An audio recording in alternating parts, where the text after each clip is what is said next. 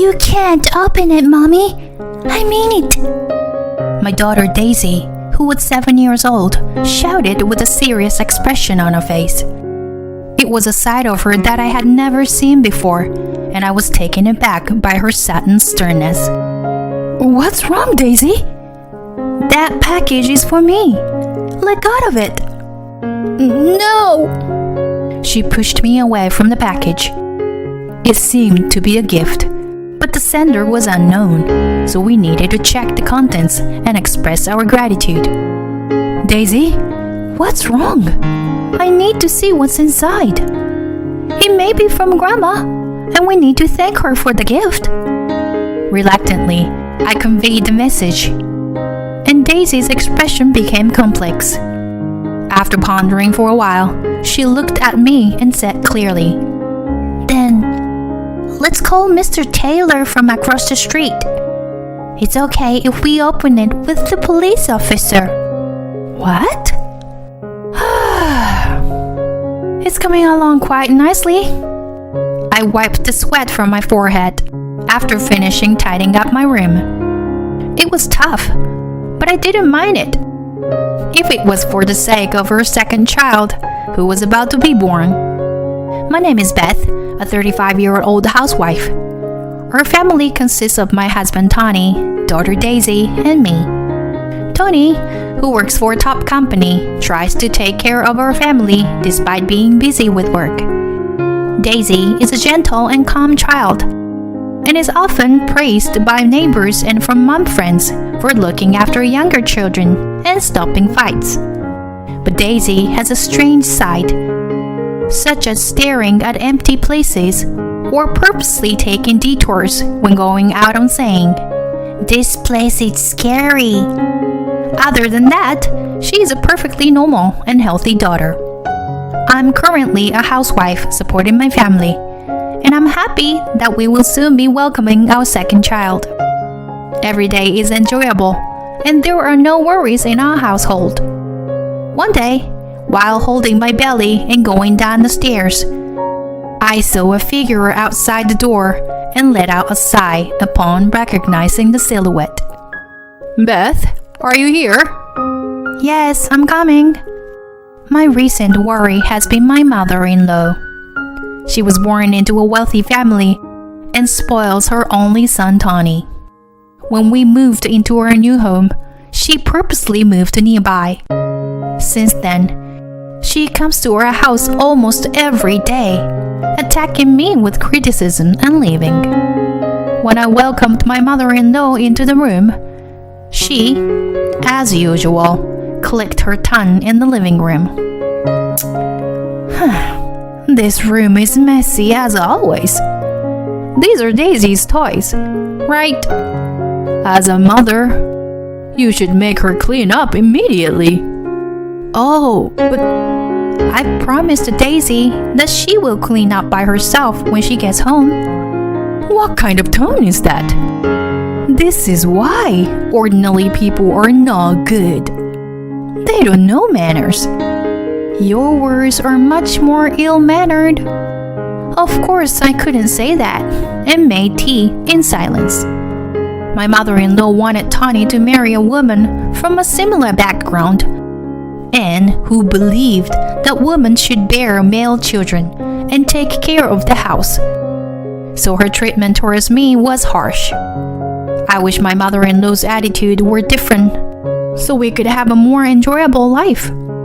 That night, when I told Tony about my mother-in-law, he frowned his eyebrows and got angry. My mom's still saying that sort of thing. Okay, I'll talk to her.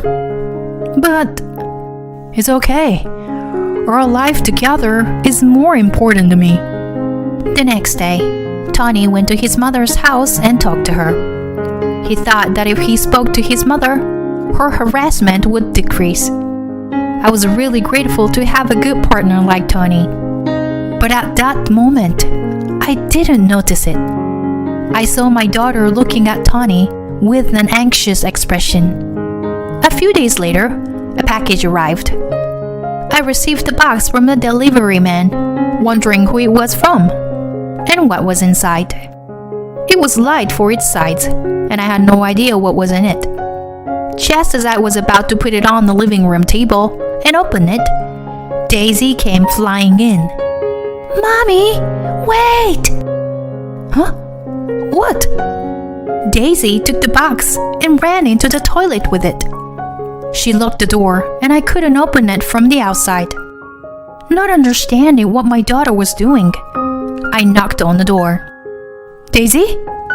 That's the package, maybe from your grandma. Can you give it back?" As I was about to knock again, Daisy came out. She held the box as if she didn't want to give it to me and frowned. Then she ran out. She went to the dumpster. "Wait, Daisy! What are you doing?" Once Daisy confirmed that the box was placed there, I grabbed Daisy's arm.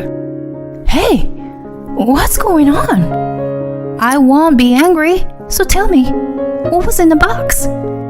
"Mommy, you absolutely can't see it," Daisy yelled at the garbage bin with a stern look on her face. But I was confused because I didn't understand why she was acting that way. "Daisy, just give me the box already." Daisy must have a reason for saying this. But since it's a gift, we have to check the contents and thank the person properly. But I'm sure Daisy won't back down easily. "How can you show me?" "It may be from Grandma, and we need to thank her for the gift." Reluctantly, Daisy made a complicated expression and then told me clearly after a moment of hesitation. "Then call Mr. Taylor from across the street.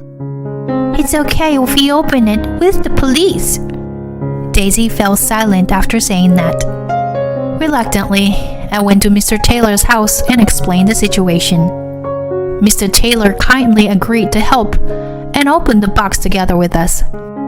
Daisy still looked nervous. As soon as Mr. Taylor opened the box and saw the contents, we froze. "What the?" As soon as I saw the contents of the box, I almost collapsed. It was filled with the brim with cars.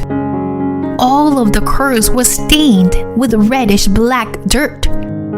No, it wasn't dirt. It was blood. As I looked closer, I could see words written on the cards. Each one of them was a message wishing for the unborn child's misfortune. I understand the meaning of the words, but my mind is refusing to comprehend it. Linking the scene in front of me with memories I don't want to remember. My breathing became shallow and everything went dark. I lost consciousness. Later on, Mr. Taylor and Daisy carried me back home. The box and its contents were checked by the police.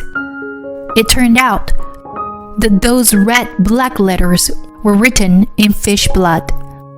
Mr. Taylor suggested that we file a report, so I think the culprit will eventually be caught. But the emotional scars will take some time to heal. I lay on my bed and thought back to the past. When I was in junior high, someone put a bunch of death threats letter on my desk. I didn't know the reason why. Maybe it was just my turn to be excluded from the group, like other classmates before me. But that was enough to break my young heart. I couldn't bring myself to go to school after that day, and I became afraid of looking at letters written in red ink that talked about misfortunes. "Hey, Beth, are you okay? Can you eat?" Yeah. Thank you, honey. My husband brought tea and cookies to the bed. "I'm sorry. I'm sure it was my mother who did this." "But we don't know for sure if it was your mother. Who else could have done it?" I went to complain to her, but she just brushed us off. However, I had a feeling that my mother-in-law wasn't the culprit. Although she had always been hostile to me, I didn't think she would go to such length. Besides, the way the person targeted my trauma seemed too accurate. Only my immediate family and Tawny knew about my past experience in middle school. I had an older sister named Lauren, but we hadn't kept in touch for a long time. Lauren was promiscuous and jealous. When I got married, Lauren had shown an obvious desire to take Tawny away from me. Not because she liked him, but because she was attracted to his status and backgrounds. Then I remembered that I had received an email from my childhood friend Hannah about my sister. Hannah was a neighbor, and we hadn't seen each other much since we both became a mother. However, we still kept in touch occasionally. Hannah had been a great support to me when I was being harassed, and we had preached to help each other if needed.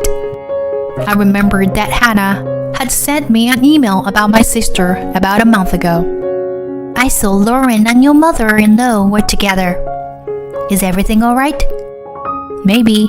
My sister told my mother-in-law about my trauma, which I didn't notice at the time, but now I think about it.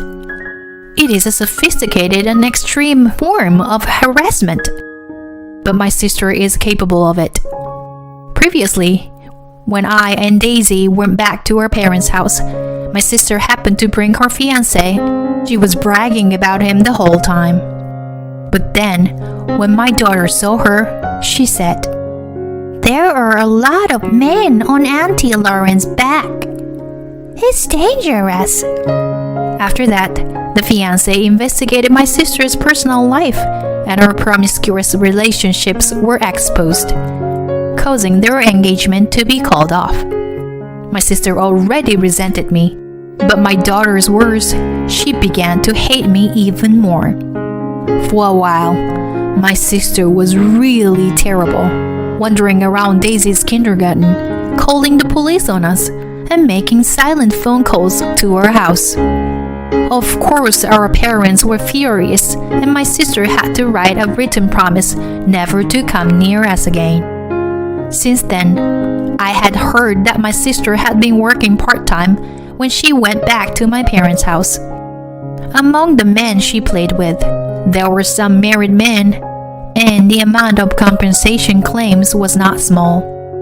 After my condition improved, I contacted Hannah. She was angry about the whole situation, as if it were her own, and she found my sister's Instagram account. As expected, the culprit is your sister Lauren. Look at this. I was about to faint again when she showed me the screen. There were a lot of hidden shots of me and Daisy that she was specifying the time and place to find our patterns of behavior. After watching for a while, I found that one person was commenting a lot. Could it be your mother-in-law? Huh? While looking through the account from top to bottom, there was a post that confirmed it was my mother-in-law in a photo taken at a cafe. My sister's nail and my mother-in-law's bag were captured together.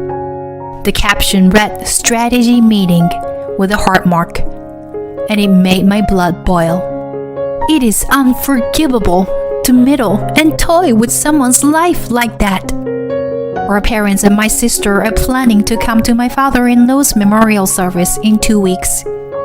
I decided to get back to them during that event. As soon as I got home, I told my plan to Tawny, and to my surprise, he readily agreed and even suggested reporting them.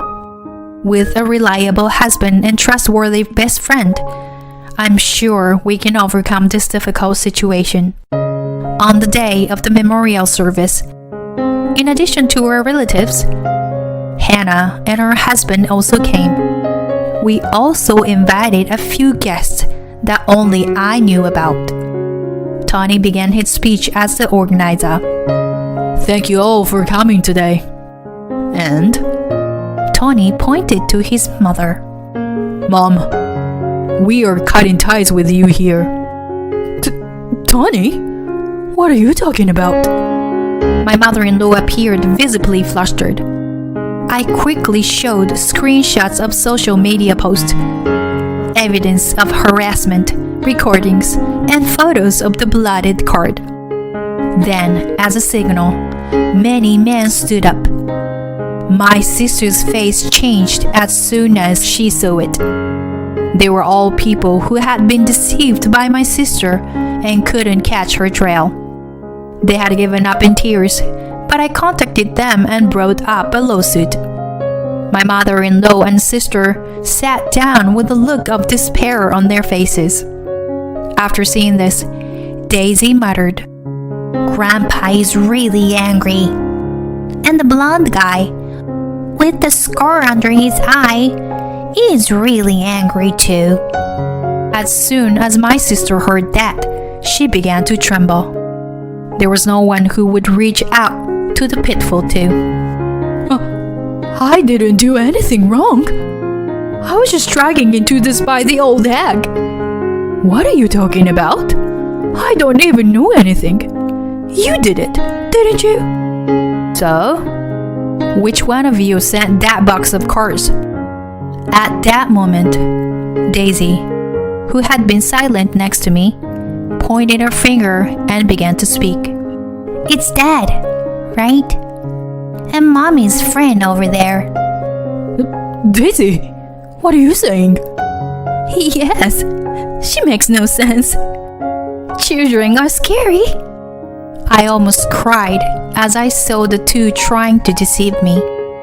I wanted to believe it was all a lie. I didn't want to believe that the two people I trusted the most in the world were conspiring to bring me down. It's okay. I know already. Right, Tony? And Hannah? As a matter of fact, I had received a consultation from Hannah's husband. He had asked me to investigate whether Tony and Hannah were having an affair. I had requested the investigation firm just to calm myself down, even though I couldn't believe it. But the result came out, and until the moment I was shown the evidence of their affair, I still trusted them both. Actually, Daisy also once told me this. Daddy was playing with fish at night. It was really scary. Although at that time, I didn't understand the meaning of the words, she probably witnessed my husband making the blood letter cards. Recently, my daughter seemed to have sensed a sense of unrest from Tony. She said that the baby in my belly told her about it. Tony and Hannah were both pale and fell to their knees. Tony, why did you do something like this? Because both Mom and Lauren were annoying. And both you and Daisy were in my way. So, I thought if it went well, I could get rid of them all and get compensation. Disgusted with his reasoning, I instinctively slapped Tony. A few years have passed since then. Hey Jordan, it's time for dinner. Daisy brings a spoon to her little brother's mouth, who is now 2 years old. Jordan eats it happily. It's a simple scene, but a happy one. I never could have imagined such a happy scene after that incident happened. Afterward, the perpetrator Tony and Hannah were both cut off from their families. My sister and mother-in-law also suffered terrible fates. My sister was pushed by a passerby and suffered multiple bone fractures and lasting after effects. The suspect was reported to be a person who had a scar under his eye, but there are no other leads. My ex-mother-in-law developed dementia and was placed in a facility where she has nightmares every night. Tony and Hannah eventually broke up, and Hannah is now reckless, taking out her anger on Tony for not being able to see her child. Tony, on the other hand, had to quit his job due to unexplained physical pain. Despite all this, my family is now living in peace. Daisy seems more relaxed now than when Tony was around. She takes care of her little brother every day and is delighted to have him around. One day, I asked my daughter, "Hey, Daisy, can you still see anything strange?" "What do you mean, Mom?" Daisy tilts her head cutely and then returns to taking care of her baby brother.